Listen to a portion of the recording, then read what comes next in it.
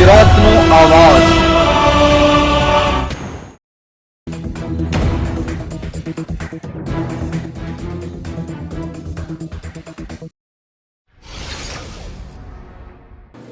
ભરૂચ જિલ્લાના ટંકારિયા સ્થિત MAM હાઈસ્કૂલના બહેનો માટે સીવણ તાલીમ વર્ગોનો ઉદ્ઘાટન સમારોહ યોજાયો।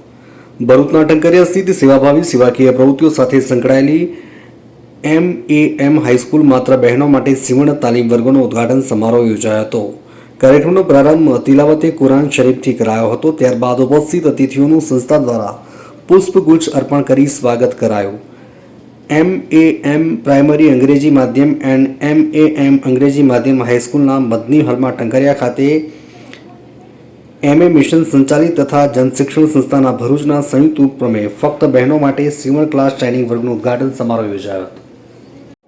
આજરોજ ભરૂચ જિલ્લાના ભરૂચ તાલુકાના ટંકારિયા ગામ ખાતે MM હાઈસ્કૂલ સાથે સંકલનમાં જનશિક્ષણ સંસ્થાન ભરૂચ દ્વારા પોતાનું એક ટ્રેનિંગ સેન્ટર TC શરૂ કરવા જઈ રહ્યા છીએ, જેનું આજે વિધિવત ઉદ્ઘાટન કરેલ છે।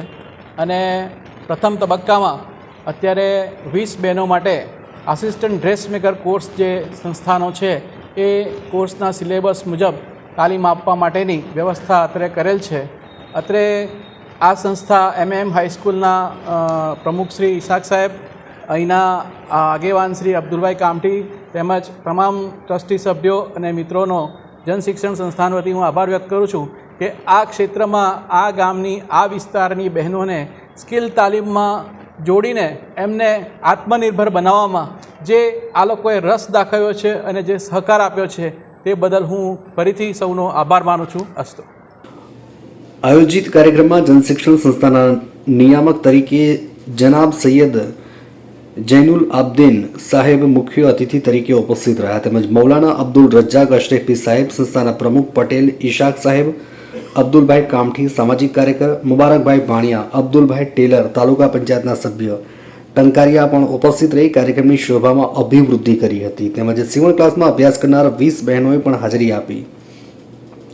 મિશનના નિગરા તરીકે ત્યારબાદ સીવણ ક્લાસમાં અભ્યાસ કરનાર બહેનોને સંસ્થાના પ્રમુખ પટેલ ઇસાક સાહેબે શુભેચ્છાઓ પાઠવી હતી। તેમજ સૈયદ જૈનુલ આબદીન સાહેબે સીવણ ક્લાસની બહેનોને ટૂંકમાં પ્રવચન આપ્યું અને બહેનોને સીવણ કિટ્સ અર્પણ કરી। ત્યારબાદ તમામ મહેમાનોનો આભાર વ્યક્ત કર્યો હતો।